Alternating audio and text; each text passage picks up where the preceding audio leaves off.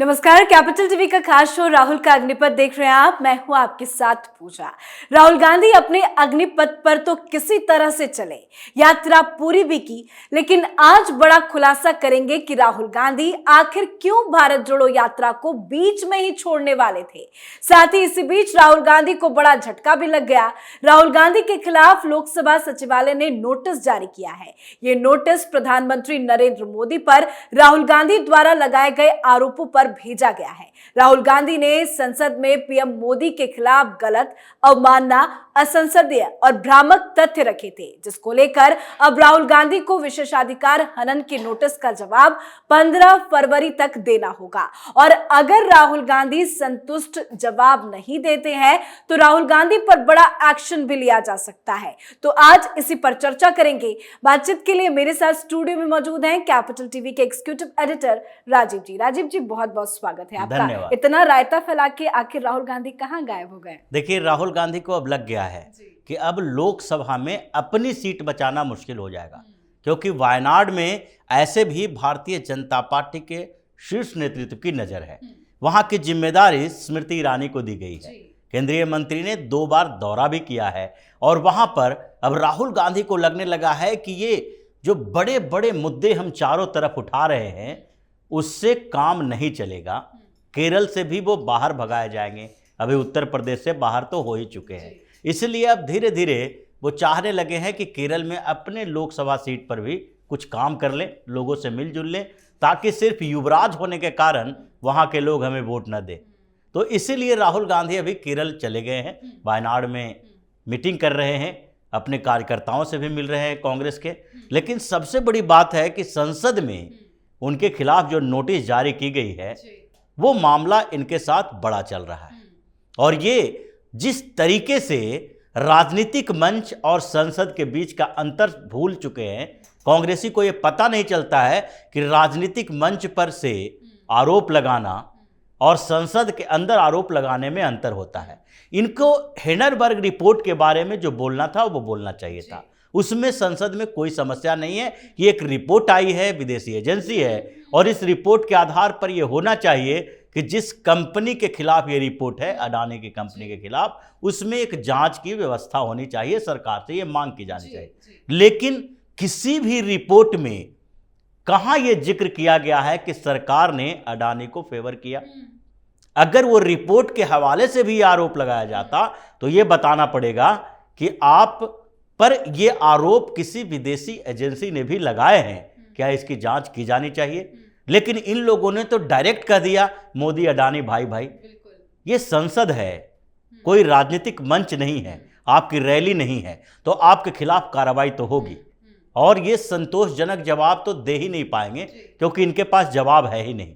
इनके साथ साथ खड़गे के खिलाफ भी कार्रवाई होगी, क्योंकि उनके खिलाफ भी नोटिस भेजी जा रही है। और दोनों नेता अभी फंसने वाले हैं, इनका सदस्यता सस्पेंड किया जाएगा। लेकिन रिपोर्ट भेज के जो जवाब मांगा गया है 15 तारीख तक, अगर संतोषजनक जवाब नहीं देते हैं तो आगे क्या होगा? देखिए, सबसे पहले तो इनको सस्पेंड किया जाएगा कुछ समय के लिए। अभी सदस्यता खत्म तो नहीं की जाएगी, लेकिन सस्पेंड तो किया जाएगा कुछ समय के लिए कि आप अगले सदन की कार्रवाई में इतने दिन तक जो भी व्यवस्था होगी, जितने बड़े आरोप दिखाई पड़ेंगे उसके अनुसार इनको एक सदन के एक कार्रवाई से, 2 कार्रवाई से, या फिर जो ये संसदीय सदन चल रहा है अभी बजट सत्र, तो बजट सत्र के बाद से इस सत्र में ही उनको आने से रोक दिया जाएगा।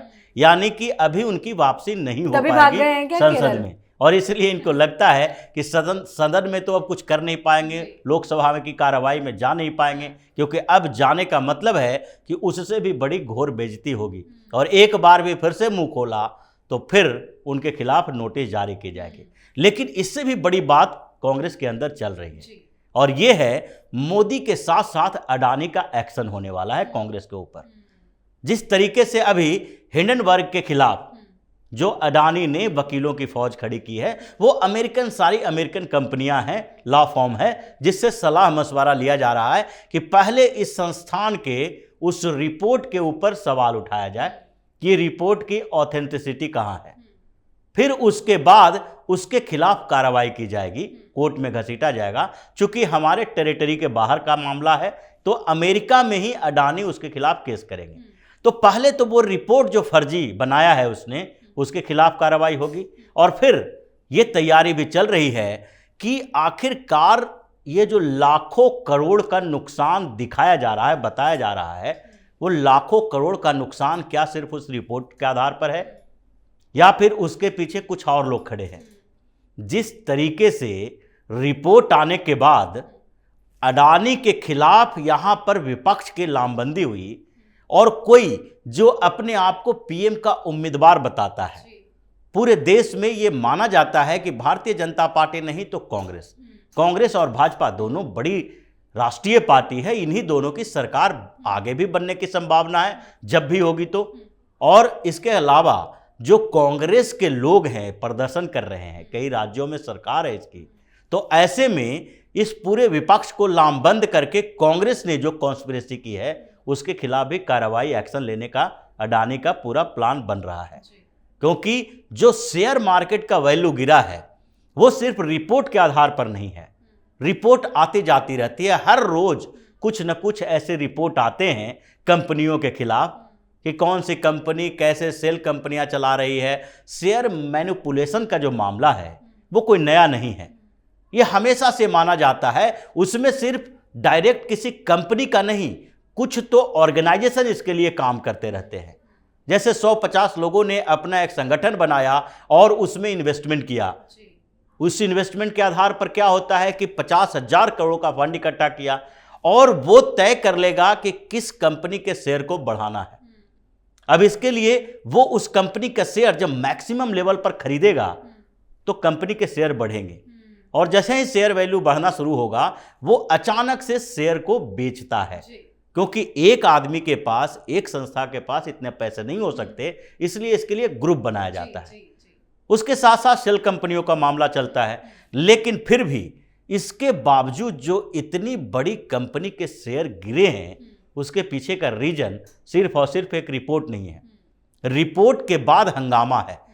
क्योंकि लोग जो शेयर मार्केट में इन्वेस्ट करते हैं बहुत डरे हुए होते हैं, उनको लगता है कि जैसे ही कंपनी के खिलाफ कार्रवाई होगी मेरा पैसा ब्लॉक हो जाएगा और शेयर का दाम गिरेगा तो हम नुकसान में चले जाएंगे। और यही इसमें हुआ। जैसे ही रिपोर्ट आई उसके बाद इन लोगों ने पूरे देश में हंगामा करना शुरू कर दिया।